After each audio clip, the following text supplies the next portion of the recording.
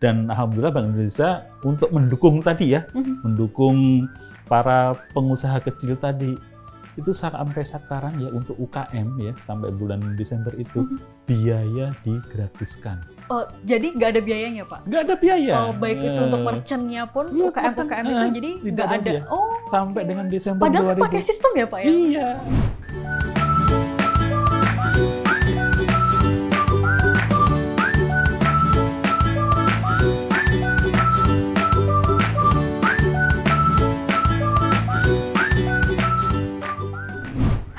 Friends, selamat datang di episode kedua Kupas Bersama Yuk. Di episode kali ini kita akan bahas KRIS atau QR Indonesian Standard. Teman-teman pernah nggak sih ketika teman-teman belanja gitu ya, di belanja coffee atau belanja groceries, teman-teman melihat di kasirnya itu ada logo QR code gitu ya. QR code ada gambar burung GPN-nya di atasnya gitu. Itu apa sih sebenarnya dan buat apa gitu? Kenapa itu ada di hampir semua merchants yang ada di Indonesia? Nah, episode kali ini bareng saya Rensi, kita akan membahas tentang itu. Apa sih KRIS, buat apa, dan kalau misalkan teman-teman punya merchants atau toko gitu, itu bermanfaat nggak sih buat kita?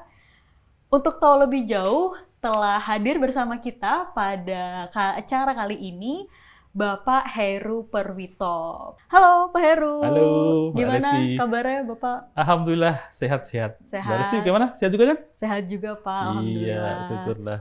Jadi Pak Heru, kita nih kalau misalkan saya ya sebagai millennials gitu ya, ini kan lagi masa-masa COVID gitu, walau bagaimanapun pasti kita pengen stay at home, physical distancing gitu ya, kita tetap jaga kesehatan supaya nggak kena COVID gitu.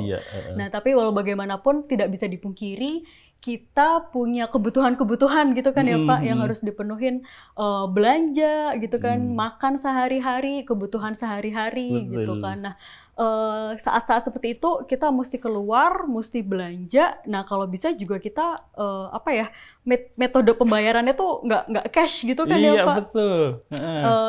Kalau bisa pokoknya gimana caranya biar stay healthy gitu, contactless. Nah kalau teman-teman mungkin juga pernah ketemu ya di toko-toko, sekarang tuh banyak tuh Pak yang saya lihat ada logo-logo kotak-kotak gitu di kasir-kasir. Misalkan saya beli kopi, ada QR code, lalu ada gambar burungnya, logo-logo burung.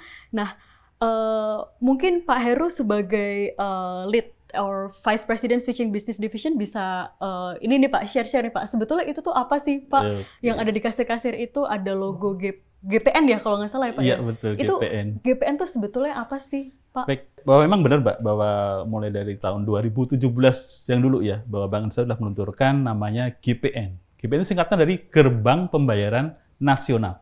Ya, namanya gerbang ya, gerbang. Apa itu gerbang ya? Apakah memang kita harus masuk ke suatu tempat terus ada gerbangnya? Nah, gitu. Namanya gerbang itu ya benar Mbak. Untuk melakukan pembayaran kita harus perlu alat ya, perlu juga mekanismenya gitu.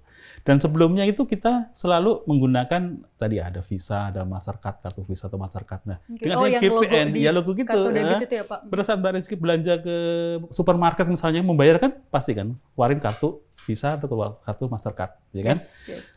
Sering juga kita ngeluarin kartu dari bank lokal, ya kan? Tapi kan selalu gitu ya, selalu ditanya kan, ini bank mana nih? Ya, gitu.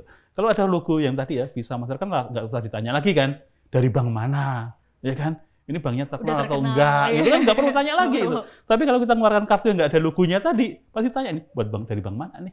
Bisa diterima atau tidak sih? Nah, itulah aku muncul ada namanya GPN kan. Kalau Visa Mastercard tadi kan itu dari prinsipal asing. Betul. Nah, itu dari Bank Indonesia tadi, mereka ingin tuh agar Indonesia itu memiliki satu sistem pembayaran yang kuat lah, yang domestik gitu.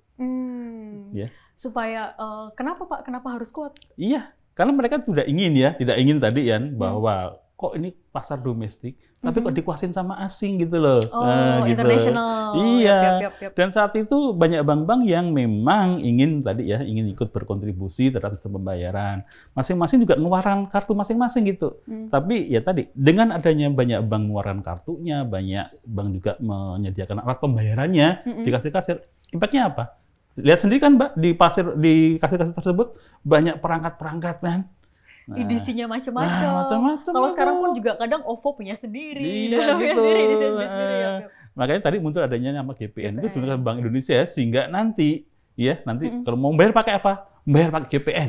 Nah, keluarin kartu ada logo GPN, bisa transaksi di semua terminal yang berlogo GPN. Nah, gitu. Jadi one for all, gitu. One for all, gitu. Satu untuk semua. Oke. Nah, GPN sama yang QR code itu ada hubungannya nggak, Pak? Dekat hubungannya, Mbak. GPN dia lahir duluan. 2017 lahir, kemudian juga kita sudah melakukan proses sama banyak partner juga ya. Kita juga sudah melakukan publikasi dan lain-lain, sehingga kartu GPN sudah diterima di masyarakat. Ya kan? Kemudian juga dari sisi bank juga udah mulai kan mengeluarkan kartu-kartu GPN tadi kepada pengguna nasabahnya gitu kan. Kadang ada yang ditelepon, kadang begitu ditawarkan juga kan waktu mau mengganti kartu. Apakah udah punya kartu GPN enggak? Pasti kalau belum punya ditawari pengguna kartu GPN, ya kan. Itu sudah berjalan cukup lama ya. Kemudian juga kartu itu kan butuh biaya kan. Kemudian kalau misalnya ada mau belanja ke suatu toko, tokonya kan harus memiliki edisinya. Edisinya kan mahal itu. Nggak bisa sembarangan bank ngasih ke edisi ke mana-mana gitu. Padahal yang bisa melakukan transaksi kan tidak hanya toko-toko yang terkenal tadi gitu kan. Padahal tujuan dari Bank Indonesia adalah membentuk masyarakat yang cashless tadi. Ya. Atau sekarang belum cashless lah. Menuju ke cashless tadi, uang masih banyak. Apalagi dengan adanya COVID tadi kan, menghindari kontak, ya kan, menghindari juga sarana-sarana yang menyebabkan orang itu bertukar alat atau bertukar dari satu tempat ke tempat lain. Kalau menggunakan uang tadi kan dari dompet masuk ke kasir, tangannya dulu udah, ya kan. Habis itu kalau memberikan pengembalian, nah duitnya dari mana itu, ya kan? Siapa yang sudah memegang uang tadi? Kan nggak ada jaminan keamanan dari uang tersebut. Nah, kan tadi ya, bagaimana agar sistem pembayaran juga bisa masuk ke pihak-pihak atau tempat-tempat yang istilahnya itu mikroekonomi, para UKM tadi. Rata ya berarti rata di Indonesia. Gitu, iya. Makanya dikeluarkan yang namanya KRIS, kira-kira QR Indonesian Standard. QR Indonesian Standard. Quick Code untuk Indonesian Standard. Kenapa sih itu? Kelebihannya apa sih? Ya, kalau di kartu kan harus ada kartu, harus nyetak kartu. Apalagi kalau ada chipnya, mahal kan? Dan tidak semua orang ya memiliki rekening bank. Karena orang harus punya rekening bank baru bisa keluarin kartu. Ya kan? Kemudian di sisi pedagang juga harus punya perangkatnya. Perangkat tadi kan butuh listrik, butuh perangkat komunikasi, ya kan? Biaya bulanan kalau biaya bulanan juga ada. Kemudian juga bank kalau mereka menaruh edisi ke si tadi pedagang tadi kan butuh ada deposit, ya kan? Kalau barang hilang gimana coba? Padahal sasaran dari yang tadi UKM tadi kan banyak, jutaan gitu. Apakah bank sanggup menyediakan puluhan juta atau edisi tadi? Butuh investasi yang cukup besar. Kalau menggunakan KRIS, butuh modalnya apa? Tinggal cetak stiker aja, ya kan? Cetak stiker. Kemudian juga tidak perlu kartu lagi. Semua orang, ya bukan semua orang sih, tapi sebagian besar orang pasti punya perangkat komunikasi kan. Punya smartphone gitu kan. Berarti coba Pak kita satu-satu. Berarti QR ini memang dibuat itu untuk mendukung seluruh kalangan dan usaha yang ada di Indonesia. Iya, betul. Mulai dari, karena saya juga pernah Pak ingat banget waktu itu beli piscok. Piscok digerobakan, dia tuh ada tuh stiker KRIS-nya. Itu membantu mereka juga ya Pak ya. Iya. Nah kalau dari sisi end customer ya Pak ya, berarti kalau dari sisi pelanggan gitu. Kalau saya sendiri di awal-awal saya masih belum tahu nih ini buat apa sih logo ini gitu. Kalau dulu ada yang terkenal waktu itu misalkan contoh ShopeePay gitu ya. Oh itu QR-nya ada ShopeePay-nya gitu atau yang lain-lain. Nah, ini sebetulnya pertanyaan pertama dari saya pelanggan ini teman-teman juga BeFriends mungkin ada pertanyaan nih. Ini apa? Buat apa? Cara pakainya gimana sih sebetulnya? Ya, sebelumnya memang sebelum Bank Indonesia mengeluarkan QRIS tadi atau KRIS lah gitu. KRIS, yes. Masing-masing fintech ya itu sudah mengeluarkan produknya ya. Ya, sudah mengeluarkan QR pembayaran tadi. Tapi dengan menggunakan konsep mereka. Ya kan? Standar mereka masing-masing. Dan masing-masing kan bersaing dan itu juga saya sendiri juga ikut merasakan juga kan, mana nih begitu kita masuk ke mau beli tadi kan, mau beli bakso atau beli di mall tadi, lihat mana yang diskonnya paling murah. Yang cashback-nya paling gede. Cashback-nya Bapak juga ternyata. Iya ya, ada yang 30%. 20%, begitu masuk yang ungu 60%, ya itu kan. Dan masing-masing memiliki logo yang beda-beda kan. Bentuknya sama kan, kotak-kotak juga. Iya, QR code juga sama. Tapi bersaing kan di bannernya gitu kan, gede-gede gitu. Nah, dari Bank Indonesia pun melihat kondisi seperti itu. Dia tidak mau seperti yang tadi, yang kartu, yang edisi tadi. Dalam satu kasir ada banyak edisi berjejer, kan tidak ekonomis itu kan, tidak istilahnya tidak. Kalau edisi tadi bisa ditempatkan ke tempat lain kan enggak? Kan bisa bantu kan? Daripada 4 berjajar, mending 2 di situ, 2 di tempat lain. Dia penyebarannya lebih banyak gitu kan. Nah, QR juga sama. Dia juga tidak ingin masing-masing kasir memiliki banyak logo-logo tadi. Ya kan? Logo A, logo B, logo C tadi. Nah, jadi banyak iya, lagi banyak gitu. Dan lagi persaingan tadi. Itu kan sebenarnya hal yang tidak sehat kan gitu. Tidak sehat maksudnya ya masing-masing pasti ada biayanya lah gitu. Itu kan high investment, tapi itu juga butuh penyeragaman tadi. Kemudian juga dari sisi customer pun juga mereka terpaksa harus punya banyak aplikasi nantinya ya kan. Coba lihat ya Pak Reski dalam handphonenya itu ada berapa aplikasi yang terpasang. Semua Pak, saya punya semua. Pilih kan. Ya kan? Pilih yang tadi paling murah tadi. Yang paling murah lagi. Maka Bank Indonesia melihat seperti itu, mereka memberikan satu standar gitu. Standar itu maksudnya apa? Disamakan bentuknya. Bentuknya. Kemudian juga keamanan juga harus sama juga. Terus cara bertransaksinya juga harus standar juga. Karena juga ini melindungi nasabahnya itu. Jangan sampai kalau nasabah melakukan transaksi tadi pakai yang logo 1, logo 2, logo 3 perlakuannya beda-beda. Kemudian tarifnya juga beda-beda, ya kan? Karena juga mereka tidak ingin terjadi persaingan sehingga yang satu unggul, yang satunya lagi ternyata terlempar itu kan, terlempar dari pasar. Mereka juga nggak ingin seperti itu gitu dari regulator. Makanya mereka mengeluarkan satu standar sehingga nanti di satu kasir tadi atau di suatu toko tadi itu cukup hanya satu aja. Kalau ada satu berarti masyarakat bisa pakai dengan apapun, Pak? Iya, bisa apapun. Itulah maka disebut GPN ya. GPN itu pada prinsipnya adalah adanya interoperability sama interkoneksi. Interoperability sama interkoneksi. Itulah jiwa dari GPN tadi ya. Logonya cukup ada logo GPN, ada merah, ada gambar burung Garuda, ada GPN-nya. Nah, kalau misalnya ada logo seperti itu terpasang, berarti itu sudah bisa digunakan atau dilakukan transaksi melalui aplikasi yang saya punya di handphone. Iya. Imani aja Pak yang bisa atau yang lain? Sebenarnya itu untuk kris ini bisa menggunakan yang lainnya juga ya. Contohnya kan di Atayasa kan kita punya pelanggan bank-bank kan. Nah, bank-bank tersebut dia menghubungkan ya sosok OVA-nya tadi atau aplikasinya tadi dengan menggunakan aplikasi mobile banking-nya. Jadi mobile banking tadi kan langsung terhubung ke rekeningnya orang tersebut kan atau nasabah tersebut. Jadi bisa langsung dihubungkan dengan account-nya si nasabah tersebut. Jadi tidak harus uang elektronik sebenarnya. Hanya sekarang memang cukup 2 aja dulu. Uang elektronik sama mobile banking itu. Iya, sama mobile banking yang terhubung ke account si nasabah tersebut. Oke, berarti kalau saya lagi shopping nih beli kopi gitu ya Pak, terus ada QR code-nya itu selain pakai yang hijau ungu orange tadi, itu mobile banking juga bisa langsung ya berarti. Saya nggak ibarat kata mungkin benefitnya adalah tidak perlu top up gitu ya. Iya, kalau yang pakai rekening bank kan nggak langsung top up gitu. Tapi kalau yang pakai yang tadi ya harus diisi dulu duitnya gitu. Ini berarti benefit banget buat masyarakat ya Pak ya, karena langsung tinggal scan aja. Scan aja.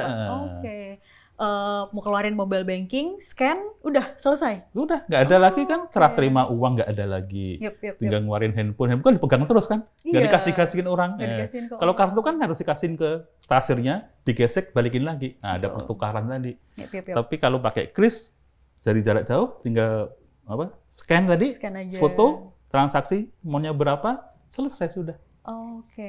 Jadi itu benefitnya ya Pak ya? Benefitnya. Kalau pakai kris, Dan dari sisi merchant pun juga ya, dia tinggal bergabung aja ya ke masing-masing tadi kan. Dia menggabung lewat mana? Lewat bank boleh, lewat agregator tadi ya, tadi yang merah kuning hijau tadi, bisa ya kan? Malah mudah itu, online juga bisa langsung tergabung. Jadi Saya juga itu penasaran sih Pak, karena pertanyaan saya teman-teman saya yang punya stall-stall kecil-kecil gitu ya, itu mereka bagaimana caranya biar kok mereka bisa punya nih QR code ini gitu.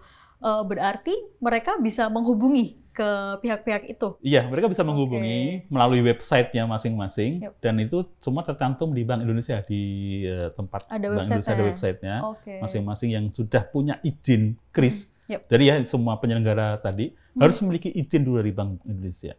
Izin menyelenggarakan sistem pembayaran menggunakan KRIS. Izin QR ya Pak? Iya, izin QR. Itu ada di website Indonesia. Siapa yang sudah tergabung di sana sudah memiliki izin dari Bank Indonesia. Habis itu kita sebagai merchant ya, misalnya sebagai merchant, kita tinggal daftar aja itu di website-nya. Masing-masing punya di website-nya. Dan itu secara online, Mbak. Nggak perlu ada ketemu ya, tatap muka kayak bisa gitu. Ya berarti bisa, tinggal masukin nama, ada juga itu KTP-nya, ya kan. Kemudian juga mungkin NPWP ya, jika perlukan. Kemudian juga alamat dan namanya gitu kan. Ya, namanya informasi standar usahanya. Iya, standar lah gitu, misalnya bakso Jono gitu kan, atau apa gitu. Nanti juga dari itu ada sistemnya gitu, yang terpusat. Jika dia bisa memfilter gitu. Ini si merchant ini udah kedaftar tuh belum sih? Ya kan? KTP-nya sama atau tidak sih? Karena mereka juga tidak ingin ada duplikasi kan merchant-nya. Dan informasi yang saya dapat kemarin ya, sudah hampir 5 juta, Mbak. 5 juta, 5 juta merchant terdaftar. Wow. Ya, seluruh kan? Indonesia ya? Seluruh Indonesia, ya? 5 juta. Angka yang tidak main-main kan dari seluruh itu. Ya. Berarti nih teman-teman BeFriends, kalau memang teman-teman punya merchant gitu ya, punya toko, usaha, menurut saya ini sangat potensial nih berarti untuk mendukung bisnisnya mereka teman-teman ya Pak ya? Iya betul. Berarti dan bisa didaftarkan dengan sangat mudah, bisa cek di website ya Pak ya? Cek untuk di bisa website. kontak ke siapa. Menarik. Masukin data, ya gampang, upload foto, kemudian juga foto KTP-nya, ya kan. Kalau punya NPWP lebih bagus, ya kan. Habis itu nanti langsung dikasih hasil scan-nya. Tinggal dicetak, tempel di tokonya. Karena yang penting ya QR code-nya itu ya Pak ya, selama kita udah punya itu. Kalau nggak ada itu ya nggak bisa di-scan. Betul. Iya, benar. Oke. Nah, sekarang nih Pak, pertanyaannya adalah, dari semua tadi benefit yang didapatkan sama teman-teman merchant, lalu pelanggan juga, Arta Jasa itu perannya di mana Pak? Arta Jasa itu adalah salah satu lembaga switching yang sudah punya lisensi GPN. Oke, lembaga switching yang sudah punya lisensi GPN. Lembaga switching itu apa sih? Lembaga switching adalah suatu pihak ya yang menyelenggarakan transaksi uang elektronis. Ya. Jadi kita sebagai lembaga switching ini memiliki kewajiban untuk melakukan fungsi routing. Routing itu menerima transaksi dari satu pihak, menghubungkan dan dikirimkan ke pihak lain. Kayak kantor pos lah gitu. Nah, gitu. Terima surat, kita kirim ke tujuan. Nah, itu fungsi switching. Di samping itu juga Arta Jasa berfungsi sebagai penyelenggara rekonsiliasi sama clearing dan settlement. Ya, clearing, recon, settlement, ya kan? Jadi kita akan tadi mengumpulkan data-data dari masing-masing pihak yang bertransaksi tadi, kemudian juga membuat hitungannya, ya kan? Sehingga sampai melakukan settlement dari si penjual ke pembelinya, betul tadi ke pihak-pihak tadi. Itu fungsi Arta Jasa. Dan memang di sisi GPN tadi ya, itu memang ada 3 kelembagaan, Mbak. 3 kelembagaan di GPN. Pertama adalah lembaga standar. Lembaga switching. Dan terakhir lembaga services. Ini kalau saya orang umum saya nggak tahu sama sekali Pak itu apa. Lembaga standar fungsinya apa? Dia yang bikin standar KRIS-nya tadi. Standar keamanannya seperti apa? Cara bergabungnya seperti apa? Cara terhubungnya seperti apa? Itu lembaga standar. Lembaga switching yang menjalankan tadi kan, fungsi di tengahnya tadi. Yang salah satunya Arta Jasa. Salah satunya Arta Jasa. Kemudian lembaga servis itu apa? Lembaga servis yang menjalankan layanannya gitu. Contohnya tadi, untuk pendaftaran merchant itu dilakukan oleh lembaga services sekarang. Jadi kalau checking tadi ya, validation. Iya, tadi checking validation yang 5 juta data tadi ada di lembaga services. Gitu. Kemudian juga mereka juga menyelesaikan kalau misalnya terjadi dispute atau terjadi hal-hal yang tidak bagus lah di sisi sistem pembayaran tadi. Jadi mereka menyelenggarakan fungsi-fungsi tersebut. Arta Jasa sebagai switching ini di KRIS berarti ada switching QR juga Pak atau gimana nih? Iya ada. Jadi lembaga switching di Indonesia itu ada 4 Mbak. Ada 4. Salah satunya adalah Arta Jasa. Iya. gambarnya gini, kita sebelumnya kan masing-masing switching kan punya anggota sendiri-sendiri kan. Yang Kemudian bank-bank tadi kan. Kemudian juga masing-masing juga bank punya hubungan kedua tadi kan. Bisa jadi bank itu member dari satu switching ke switching yang lain. Bisa jadi kayak gitu. Nah, dengan adanya GPN ini semua harus terhubung, Mbak. Masing-masing lembaga switching harus saling terhubung. Contohnya gini ya. Pernah naik tol kan? Yes, ya kan? yes.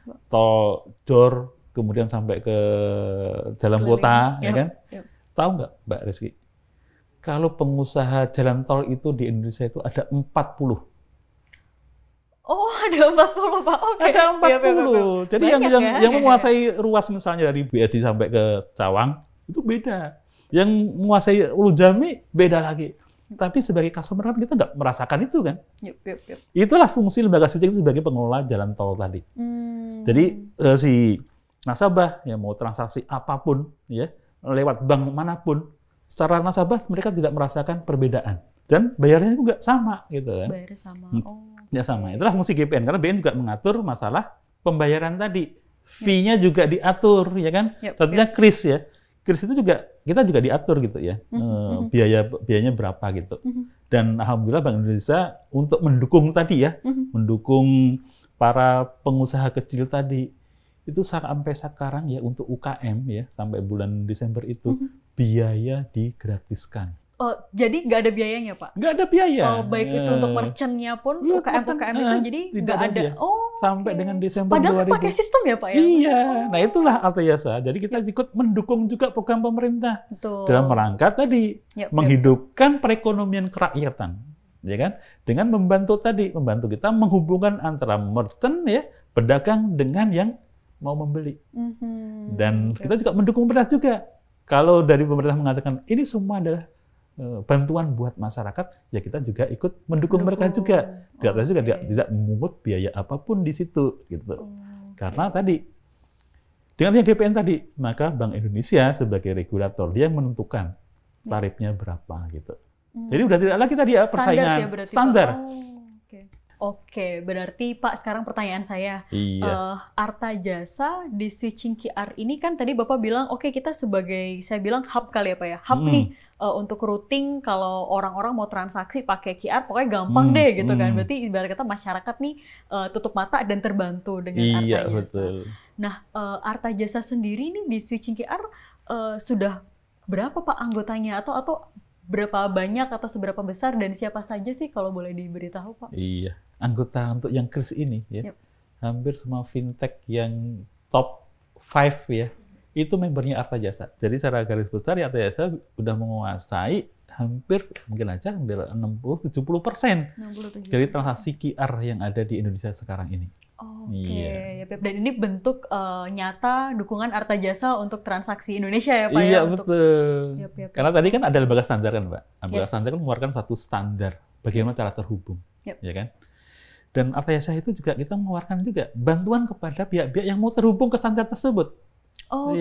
Jadi kita bisa membuat ya kayak semacam bantuan interface lah untuk mengkonversi dari sisi tadi ya, dari sisi yang mau terhubung sama Artajasa. Mereka sebenarnya udah punya standar masing-masing kan? Mereka udah punya standar masing-masing. Harus berubah itu. Mau berubah kan repot gitu loh. Oke lah, kalau kita yang repot buat Artajasa aja deh.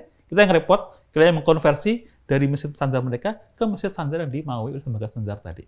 Oh, kita juga provide itu ya Pak ya? Kita bantu untuk... Nah, itu layanan Mbak, kita servis kita ke mereka. Jadi kalau boleh saya simpulkan ya Pak ya, mungkin kalau untuk BeFriends pelanggan di belakang gitu yang bertransaksi mungkin tidak tahu nih di belakangnya seperti apa kan.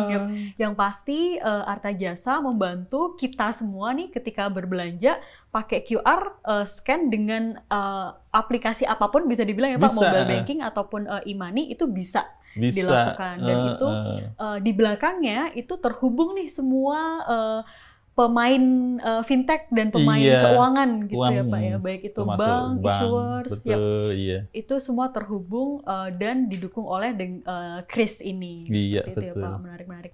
Pertanyaan saya nih Pak, e-commerce bisa juga nggak sih Pak sebetulnya? E-commerce sebenarnya bisa. Udah ada 2-3 tempat ya atau e-commerce yang menjalankan fungsi itu. Jadi kalau nanti mau beli barang ya, kalau berlangganan TV ya, berlangganan TV pelanggan itu ya, itu mau pilih paket Nah, pilih paket bisa paket Langganan, A, paket A, paket sepak bola misalnya. Yep. Mau bayar kan? Itu sudah keluar itu krisnya di televisi. Oh, di TV-nya. Di TV-nya. Tinggal scan aja oke. TV, bayar, udah paketnya langsung aktif. Oh. Dan juga kemarin ada juga ya yang bekerja sama dengan salah satu bank pelanggan Arta Jasa juga. Itu merchant-nya itu di website-nya, begitu kita mau bayar, langsung keluar juga logo krisnya. Oke. Nanti si customer ya tinggal scan aja. Memang sih nggak begitu nyaman ya karena biasanya Harus orang dua itu device dua device gitu loh. Tapi kan sekarang di aplikasi perbankan atau aplikasi si fintech kan dia bisa capture screen kan. Betul. Iya Udah kan? bisa tuh upload QR-nya. Upload QR atau capture screen gitu udah bisa. Jadi memang Oke. hal itulah yang untuk membantu si customer tadi dalam menjalankan transaksinya. Semua customer tidak ada beban biaya buat customer, nggak ada. Oke, jadi free. Pelanggan tidak dikenakan biaya. Pelanggan tidak dikenakan biaya sama sekali. Wow, tuh berarti teman-teman kita kalau pakai Kris gratis nih, tidak ada kan kalau pakai dulu ada tuh, oh ada fee-nya nih, misalkan 2% atau 3% gitu ya Pak. Ini udah nggak ada lagi. Nggak ada lagi. Jadi tidak ada beban transaksi buat customer, buat pelanggan. Oke, menarik. Oke, nah ini biasanya ini pertanyaan-pertanyaan yang disimpan terakhir nih Pak. Safe nggak sih Pak? Gitu. Aman nggak sih sebenarnya? Aman transaksinya, karena apa? Transaksi kan dilakukan melalui mobile device-nya masing-masing kan. Kita kan pegang sendiri nih, handphone kan kalau kita pegang sendiri kan. Apalagi Kris ini juga dibatasin Mbak transaksinya. Oke. Iya. Dibatasin ya Pak? Batasin, maksimal itu 2 juta. 2 juta per hari? Per transaksi ya. Oh, per transaksi. Nah, kalau 2 juta per hari tergantung dari customer itu sendiri, ya kan? Dia customer yang register atau yang unregistered. Kebanyakan saya yakin hampir 90% mungkin unregistered kali ya. Saya register Pak semuanya. Karena nyari tadi. Bonusnya lebih banyak. Ini e-money-nya kan ya Pak? Iya, e-money-nya. Akun e-money-nya. Oke. Even pakai account tadi ya, pakai rekening bank itu juga ada batasnya juga. Oh, ada batasnya itu juga. tergantung dari banknya masing-masing ya. Untuk transaksi Kris ini memang dibatasin ya limitnya gitu. Dan ini untuk tadi prevention untuk keamanannya. Iya, gitu betul. Ya? Karena transaksi selalu ada kan. Selalu ada notifikasi kan. Notifikasi mau bayar 100.000 nggak, 50.000 nggak, pasti ada notifikasi. Tidak serta-merta langsung kedebet rekeningnya gitu, enggak. Pasti dia akan masukin suatu angka ya misalnya, dan dia menotifikasi, meng-approve transaksi tersebut. Ketahuan lah transaksinya itu. Jadi udah adalah first layer, second layer security yang sudah didesain ya Pak ya. Apalagi tadi, siapa yang mau bergabung sama Kris kan harus dapat izin kan dari Bank Indonesia. Betul, sudah ada awalnya. Iya, ada prosesnya. Untuk mendapatkan izin dari Bank Indonesia, nggak gampang. Dia harus diaudit security-nya, harus diaudit IT-nya, harus diaudit juga laporan keuangannya. Banyak gitu. Tapi kalau yang tadi kaki 5 sampai kayak gitu juga Pak? Itu kan merchant. Oh, itu merchant ya. Kan tadi yang penyelenggaranya tadi ya, penyelenggara tadi ya. Yang create system. Kalau merchant sih ya paling dilihat know your merchant. Know your merchant. KYM tadi ya. Know your merchant. Justru itu yang sekarang digalakkan juga. Tidak serta-merta semua merchant itu bisa gabung, orang tiba-tiba daftar gitu kan, itu nggak serta-merta seperti itu. Ada syaratnya supaya ini betulan nih usaha beneran gitu ya Pak? Iya, itu ada usaha beneran. Dan dari sisi penyelenggaranya pun juga harus memberikan istilahnya ya kayak EDD lah gitu. Ya, jadi dia melakukan kayak due diligence kepada merchant-nya tersebut, electronic due diligence. Electronic due diligence. EDD. EDD. Iya. Saya baru dengar nih Pak. Oke, itu tadi biasanya concern merchant ya Pak ya. Kalau sekarang concern saya nih pelanggan teman-teman juga mungkin waktu transaksi kalau ada mau komplain gitu ya Pak, misalkan transaksinya gagal, terus error gitu, itu pengaduannya atau mungkin kalau saya biasanya sering minta refund gitu, itu gimana Pak? Ada juga di situ. Ada juga ya. Kan di setiap aplikasi kan ada history transaksinya kan. Di situ kelihatan pernah belanja kemana saja, berapa yang dibelanjakan, dan ke merchant mana saja. Ada semua informasi di situ. Kalau misalnya tadi ada transaksi yang mencurigakan, biasanya transaksi double aja sih. Kan biasa kan bahwa salah satu kebutuhan menggunakan aplikasi ini kan menggunakan jaringan GSM, ya kan? menggunakan jaringan wifi gitu kan. Suatu saat kan jaringan bisa tadi putus ya. Wifi-nya lagi lemot atau jaringannya juga lagi gimana gitu kan. Sehingga mereka mau transaksi begitu scan, bayar, tek, kok nggak nyampe. Ya kan? Habis itu tek, bayar lagi. Ternyata jadi 2 kali. Nah, ternyata tetap 2 kali gitu. Bisa 2 kali seperti itu, ya kan? Nah, kalau misalnya dia mengalami hal tersebut, ya, si customer tadi bisa melakukan klaim. Kepada siapa? Ya kepada penyelenggaranya tadi. Misalnya ke Messi merah, ke hijau, atau ke ungu. Kan ada ke mereka ya? Ke mereka. Tinggal ada, kalau macam-macam punya customer service masing-masing. Saya mau klaim lah transaksi ini double. Nah, mereka langsung tadi kan menghubungi switching masing-masing pada Kartu Jasa. Kartu Jasa juga menghubungkan nanti ke pedagangnya tadi melalui si penyelenggaranya juga. Kita tahu ini dikirim kemana, kita tahu. Kita hubungin, ini benar nggak transaksinya, double atau enggak gitu. Intinya memang semua pihak, Arta Jasa, penyelenggara, kita memberikan servis yang terbaik lah untuk mendukung pelanggan ya. Betul. Menarik nih Pak ya, berarti setelah ini pun QR punya banyak rencana ke depannya ya Pak ya. Dan semoga Arta Jasa bisa terus kerjasama dengan fintech dan semua penyelenggara dan Bank Indonesia juga untuk terus membantu mengembangkan QR ini. Betul. Ya, apalagi udah ada program G2G, government to government ya, Indonesia dengan Thailand. Indonesia dengan Malaysia sebentar lagi. Ya, ini kan? 2 negara yang paling sering dikunjungi nih biasanya. Singapura nanti ya. Itu. Jadi nanti begitu udah ada kerjasama tersebut, ya walau kita mau main ke Thailand, mau main ke Malaysia, itu krisnya Indonesia ya, itu bisa dikenalin di sana atau kebalikan ya. Mereka begitu turis dari mereka datang ke Indonesia, ya mereka bisa membaca krisnya Indonesia pakai aplikasi mereka gitu. Menarik. Wah, menarik nih Pak Heru nih conversation kita sore hari ini. Terima kasih banget Pak Heru buat waktunya. Boleh nih buat akhir closing statement-nya nih Pak buat kita semua dan teman-teman yang ada di nonton acara ini nih Pak. Berbelanjalah menggunakan kartu debit GPN. Menggunakan kris karena kami jamin transaksi Anda itu aman, nyaman, dan ada di mana-mana. Asik. Terima kasih banyak Pak Heru dan teman-teman semuanya. Itulah tadi acara Kupas Bersama Yuk di episode kali ini. Terima kasih sudah menonton. Jangan lupa follow and subscribe ya, subscribe YouTube channel kita dan tunggu ikuti terus episode-episode selanjutnya dari acara Kupas Bersama Yuk. Oke, terima kasih semuanya. Sampai jumpa. Bye-bye.